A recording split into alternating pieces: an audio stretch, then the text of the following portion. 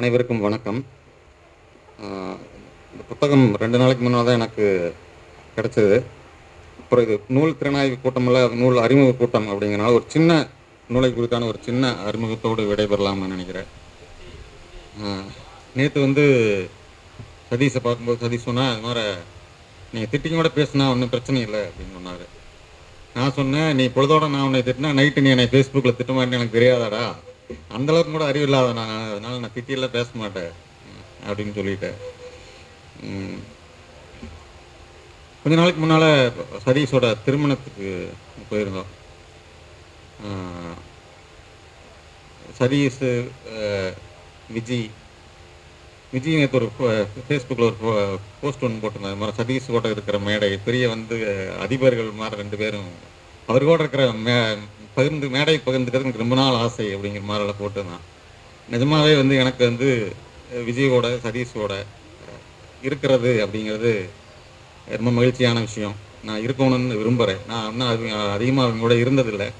மனமாக அவங்களை கவனிச்சுருக்கேன். அவங்களுடைய செயல்பாடுகளை பார்த்துட்ருக்கேன், அவங்க கவிதைகளை வாசிச்சுட்ருக்கேன். ஆனால் நான் இன்னும் அவங்களோட அதிகமான பொழுதுகளை செலவழித்ததில்லை. நான் அவங்களோட இருக்கணும்னு ஆசைப்படுறேன். இப்போ கூட அவங்களோட இருக்கிறது நிஜமாகவே எனக்கு மகிழ்ச்சி அளிக்கக்கூடிய ஒரு விஷயமாக தான் இருக்குது. ஏன்னா காலங்காலமாக வந்து இந்த சிற்றிதழ் மரபு, கவிதை அப்படின்னாவே வந்து பொதுவாக சினிமா பாடல்கள் அப்படிங்கிறது தான் இது வரைக்கும் இருந்துட்டு இருக்கிறது. தனியாக சினிமா பாட்டு இல்லாமல் கவிதைன்னு ஒன்று இருக்குதுன்னே வந்து பொது சமூகத்துக்கு நிறையா பேர்த்துக்கு தெரியாது. அப்படி கவிதைன்னு ஒன்று இல்லாத ஒன்றை கட்டி பிடிச்சிட்டு வாழையடி வாழையாக தனியாக அதுக்குன்னு சில பேர் வந்து வாழ்க்கையை பலி கொடுக்குற மாதிரி வாழ்ந்துகிட்டே வந்துட்டு இருந்திருக்காங்க.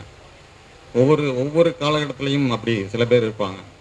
அவங்களுடைய தியாகத்தில் தான் வந்து கவிதை இந்த இடத்த வந்து நிற்கிது. அப்படி நான் பார்க்குற இந்த தலைமுறையோட 2 பலிகடாக்கள் தான் வந்து சதீஷும் விஜயும். நிஜமாக அவங்க கவிதையை வாழ வைக்கிறாங்களா, அவங்க மூலமாக தான் அங்கே நிஜமாகவே கவிதை வாழ்ந்துட்டு இருக்குன்னு நினைக்கிறேன் நான். அது மாதிரியான ஆட்கள் மூலமாக தான் ஒவ்வொரு 10 ஆண்டுக்கும் அப்படி யாரோ 2 பேர் தன்னோட தலையை தண்டவாளத்தில் கொடுத்து தான் கவிதையை வாழ வச்சுட்ருக்காங்க. அப்படி தன்னுடைய தலையை தண்டவாளத்தில் கொடுத்துருக்கிற தம்பிகள் இருக்கிற அவையில் நானும் இருப்பதில் எனக்கு நிஜமாகவே மகிழ்ச்சி. இந்த தொகுப்பு நிலங்களற்ற சூரியன் அப்படிங்கிற தொகுப்பு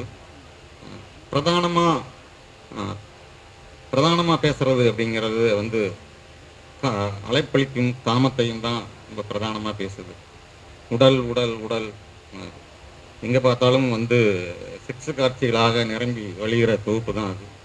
எல்லா இடத்துலையும் உடல் உடல் உடல். ஒரு இடத்துல அப்படியே உடல் உடல் உடல்னு அரட்டி அரட்டி அரட்டி வந்து உடல் தான் தெய்வம் அப்படிங்கிற இடத்துல தலைவர் போகிறார். உடல் தான் தெய்வம், அது முன்னால் தான் மண்டிடுவேன் அப்படிங்கிற இடத்துல அப்படிங்கிற வரைக்கும் எழுதப்பட்டிருக்கிற ஒரு தொகுப்பு இது. உடல் தெய்வம் அப்படிங்கிறதுல ஒன்றும் மாற்றுக்கருத்தில் ஒன்றும் இல்லை. எனக்கும் உடல் தெய்வம் தான். ஆனால் உடலை தவிர இன்னும் பிற தெய்வங்களும் இந்த உலகத்தில் இருக்குது. அந்த தெய்வங்களும் வந்து சதீஷை வந்து ரசிக்க வேண்டும்னு நான் கேட்டுக்கிறேன். அந்த தெய்வங்களையும் முதல்ல சதீஷ் பார்க்கணும். அவர் பார்த்தா தானே அந்த தெய்வம் திரும்பி பார்க்கும். அதனால் உடலை தெய்வமாக பார்ப்பது, உடல் முன் மண்டியிடுவது ஒன்றும் பிழை இல்லை. ஆனால் உலகத்தில் இருக்கிற மற்ற தெய்வங்களையும் சதீஷ் பார்க்க வேண்டும் என்று கேட்டுக்கொள்கிறேன். இவருடைய எழுத்து நடை அப்படிங்கிறது ஒரு மாதிரி ஒரு அரற்றல் மொழியில் தாவி தாவி போயிட்டுருக்கிற ஒரு மொழி நடை. அதுக்காகவே பிரத்யேகமாக கவனிக்கப்பட்ட கவிஞர்களில் ஒருவர் சதீஷ். பொதுவாக நம்ம திட்டமிட்டு வார்த்தைகளை சொற்சிக்கனமாக பயன்படுத்துறது, கவிதைக்குன்னு விதிக்கப்பட்ட ஒரு ஃபார்முலாவை கையாளாமல் துண்டுபட்ட தாவி தாவி போகிற, ஆனால் அதுக்குள்ளே ஒரு மைய சரடு இருக்கிற மாதிரியான ஒரு மொழி, கொஞ்சம் புதிதான மொழிங்கிறனால அதற்காக சதீஷோட பல கவிதைகள் கவனிக்கப்பட்டிருக்கிறது.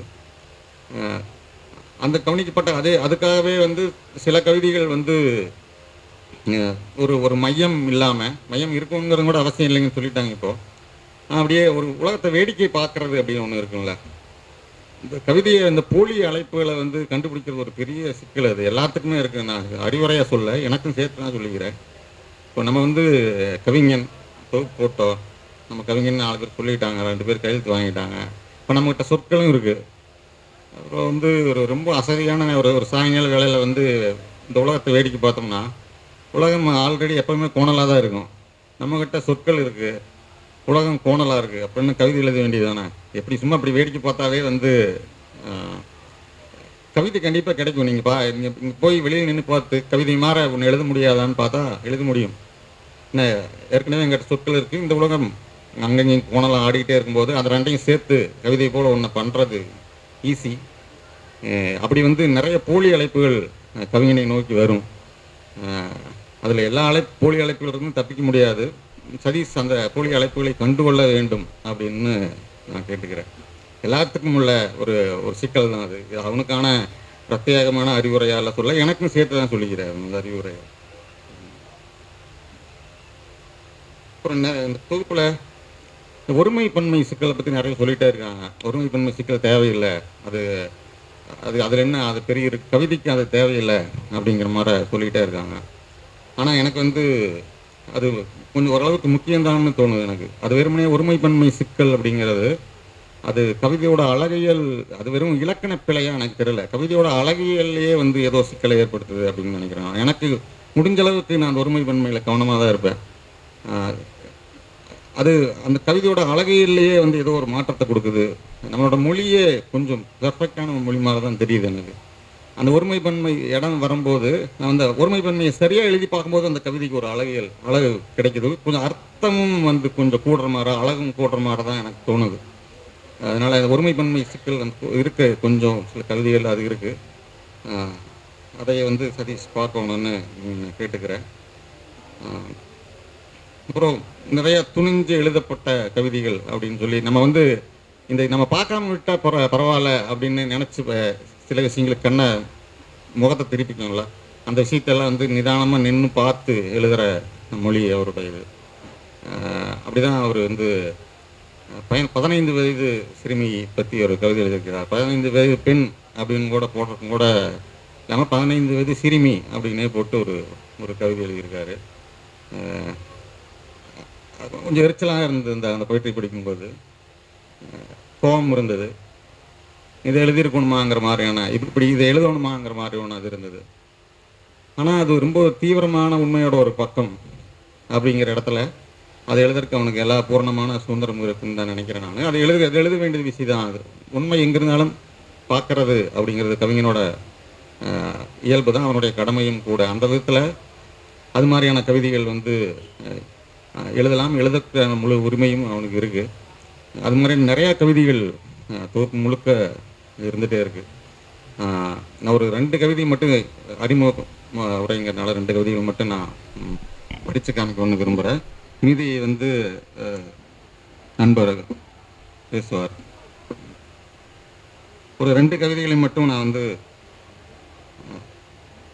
வாசித்து காமிக்க விரும்புகிறேன். அம்மா உங்களை பற்றி இருக்கிற சித்திரம் வந்து பொதுவாக அம்மா இப்போ இன்னொரு தொகுப்பும் வெளியிட போகுது. 2 கவிதைகளுமே வந்து அம்மா அப்படிங்கிற நம்ம நார்மலாக பார்த்துட்டு இருக்கிற அம்மா சென்டிமெண்ட்டுகளை, அம்மாங்கிற கருத்துருவை கொஞ்சம் தள்ளி வச்சுட்டு பார்க்குற தொகுப்புகள் 2மே. அந்த தொகுப்பையும் நான் வாசித்தேன். சதீஷோட ஒரு கவிதை, தாய்களை கொன்ற பிறகு. தாய் நண்டு இறக்க இறக்க வெளிவருகின்றன குட்டி நண்டுகள். மரணத்தில் இருந்து ஒரு தொடர்ச்சி நீரில் புகுகிறது. மரணத்திலிருந்து ஒரு தொடர்ச்சி நீரில் புகுகிறது. எவ்வளவு நிராதரவான தொடக்கம்! சொல்லப்போனால் இப்படி தொடங்குவது ஒரு விதத்தில் நல்லது. எல்லா தாய்களையும் கொன்ற பிறகு எல்லாமே வியப்பு, எல்லாமே புதுசு, பின்பற்ற எதுவும் இல்லாத உயிரின் சுதந்திரம். இப்படி ஒரு கவிதை இருக்குது. அவருடைய மொத்த கவிதைகள் இருக்கிற இந்த மாதிரியான கவிதைகள் இந்த தொகுப்பில் நிறையா இருக்குது. இந்த கவிதை வந்து சதீஷோட கவி உலகம் என்ன மாதிரியானது அப்படிங்கிறதுக்கான ஒரு சின்ன சான்றாகவும் இருக்குது. இன்னொரு கவிதை, இந்த இது காலத்தை எதிர்கொள்கிறது அப்படிங்க கவிதை எப்பவுமே ப்ரெசண்ட்டில் இருக்குன்னு சொல்லிகிட்டே இருப்பாங்க. அது கவிதை சமகாலத்துக்கு முகம் கொடுக்குறதா கவிதையோட இன்றியமையாத பணி. எங்கள் காலம் கனவற்ற காலம் அப்படின்னு ஒரு கவிதை. உதிர்த்த வாக்கியத்தின் ஒளி மறைவதற்குள் சொன்னதின் அர்த்தம் இல்லாமலாகிவிட்டது. உதிர்த்த வாக்கியத்தின் ஒளி மறைவதற்குள் சொன்னதின் அர்த்தம் இல்லாமலாகிவிட்டது. பற்றி இருந்து விடுவித்துக் கொண்ட கரத்தின் உஷ்ணம் தீர்வதற்குள் யாருடன் இருந்தோம் என குழப்பம் வந்து விடுகிறது. பாதையின் முடிவிற்கு வந்து சேர்ந்த அக்கணமே, பாதையின் முடிவிற்கு வந்து சேர்ந்த அந்த கணமே ஏன் வீணாக இவ்வளவு தூரம் வந்தோம் என்று தோன்றிவிடுகிறது. இதெல்லாம் முன்பு கூட இப்படித்தான் இருந்தது. ஆனால் என்ன நடந்ததென யோசிக்க கூட சமயம் இல்லாமல் இவ்வளவு சட்டென நடந்ததில்லை. கனவு பொய்த்தது என்ற வருத்தத்தை விட கனவென ஒன்று இல்லை என்பதுதான் எங்கள் காலத்தின் வருத்தம். இந்த வரி ரொம்ப முக்கியமான ஒரு இந்த மொத்த கவிதைகளையும் இந்த மொத்த கவிதைகளில் இருக்கிற ஒரு அயற்சி இருக்கு. அந்த அயற்சியை கோர்க்கிறதுக்கான சரியான வரின்னு நினைக்கிறேன் நான். கனவு பொய்த்தது என்ற வருத்தத்தை விட கனவென ஒன்று இல்லை என்பதுதான் எங்கள் காலத்தின் வருத்தம். ஏனெனில் ஒரு கனவில் தாமதமாக மனமுடைவதில் நிறைய அனுகூலங்கள் இருந்தன. நம்மிடம் அந்த கனவை பற்றிய ஒரு உருவகம் இருந்தது. அதில் பூசுவதற்கு சில பிரத்யேகமான வண்ணங்கள் இருந்தன. ஏனெனில் ஒரு கனவில் தாமதமாக மனமுடைவதில் நிறைய அனுகூலங்கள் இருந்தன. நம்மிடம் அந்த கனவை பற்றிய ஒரு உருவகம் இருந்தது. அதில் பூசுவதற்கு சில பிரத்யேகமான வண்ணங்கள் இருந்தன. இதோ இதோ என தத்தளிப்பின் ஏக்கமும் சாத்தியமாவதின் கண்ணீரும் இருந்தன. ஆனால் இப்போது கனவென ஒன்று இல்லை. எங்கள் காலம் ஒரு விசித்திரமான காகிதம் போல, எங்கள் காலம் ஒரு விசித்திரமான காகிதம் போல, எந்த சொல்லையும் எழுத முடியாமல், எந்த வண்ணங்களையும் பூச முடியாமல், மூச்சு காற்றில் படபடக்கிறது, ஒன்றுமே இல்லாமல். இப்படி ஒரு கவிதை இருக்கிறது. சதீஷ் சொல்ல பெரிய அறிவுரைகள் எல்லாம் ஒன்றும் இல்லை, தொடர்ந்து எழுதணும். ஆரம்பத்தில் சதீஷ் விஜயெல்லாம் வரும்போது, ஏன்டா இங்கே வந்து சார் இங்கே ஓடி போயிடலாம்லடா, ஏன் இங்கே வந்து அப்படிங்கிற மாதிரி தான் தோணுச்சு. இப்போ அவனுக்கு 2 பேரும் ஓடி போயிட்டாங்கன்னா வேறு யார் தான் கவிதையை காப்பாற்றுறதுன்னு தெரில. வெயிலோட பேரில் யார் பச்சை குத்திக்கிறதுன்னு தெரில. அது மாதிரி 2 பேர் எப்பவுமே வந்து கவிதை இது மாதிரி 4 எழுத்துவாயினோட தயவில் தான் வாழ்ந்துட்டு இருக்கு. அதனால் நீங்களும் போராதீங்க, பச்சை குத்துக்கு கை இல்லாமல் போயிடும். அதனால் தொடர்ந்து எழுதுங்க. கூட கொஞ்சம் சொந்த வாழ்வின் மீது, உடல் மீது முடிஞ்சால் அக்கறை கொள்ளுங்கள் அப்படின்னு சொல்ல முடியுது. கொஞ்சம் முடிந்தால் செல்வத்தை சேர்க்க பாருங்கள், முடிந்தால் உடல்நிலையில் அக்கறை கொள்ளுங்கள். இந்த கவிதை இது மாதிரியான பட்டவர்த்தமான உண்மைகளை, பாலியல் காட்சிகளை தொடர்ந்து வந்துட்டே இருக்குது. இது மாதிரியான 2 பக்கத்துக்கு ஒரு பக்கம், 2 பக்கத்துக்கு தான்னா ஒரு புணர்ச்சி காட்சி வருது, யாரோட இருக்காங்க, இது தொடர்ச்சியே வந்துட்டே இருக்கு. இன்னொன்று இதே மாதிரி இந்த தொகுப்பில் 2 பக்கத்துக்கு ஒன்று வர்றது அப்படிங்கிறது வந்து நீதி அப்படிங்கிற விஷயம் எனக்கு ரொம்ப குழப்பமாக இருந்தது. ஒன்றா செக்ஸ் வருது, இல்லாட்டி நீதி வருது. அவரு காதல் கவிதையிலையும் திடீர்னு நீதிக்கான ஒரு குரல் அப்படிங்கிறான். 2 பேர் செக்ஸிஸ்ட் இருக்கிறாங்க, திடீர்னு நீதி என்ன, எனக்கு நீதியின் நினைவு வந்து விட்டது அப்படிங்கிறான். எனக்கு ஏன்டா அப்படி போட்டு ரொம்ப ரொம்ப சிரமப்படுறானே அப்படின்னு எனக்கு தோணுச்சு.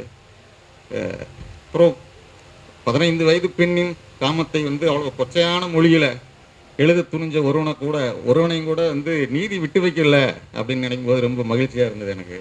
நீதி நீதி நீதி ஒரு 4 பக்கத்து இருக்க எனக்கு நீதி நினைவு வந்து விட்டது. நீதி என்ன சொல்லுகிறது இதை பற்றி, நீதி பூரா வந்துட்டே இருக்கு. பைபிள் வாசகம் எனக்கு ஒரு நினைவு இருந்தது. நீதியின் மீது பசிதாக உடைய ஒரு பாக்கியவான்கள் அப்படின்னு. தம்பி ரொம்ப அகோர பசியில் இருக்கிறாரு நீதி மேலே. அதனால் பெரிய மகா பாக்கியவான் தான் நினைக்கிறேன். கூடிய சீக்கிரத்தில் வந்து பரலோக ராஜ்யத்தை அடைஞ்சிருவார். அதனால் பிதா சோதனை கேட்டதாக சொல்லவும். நன்றி.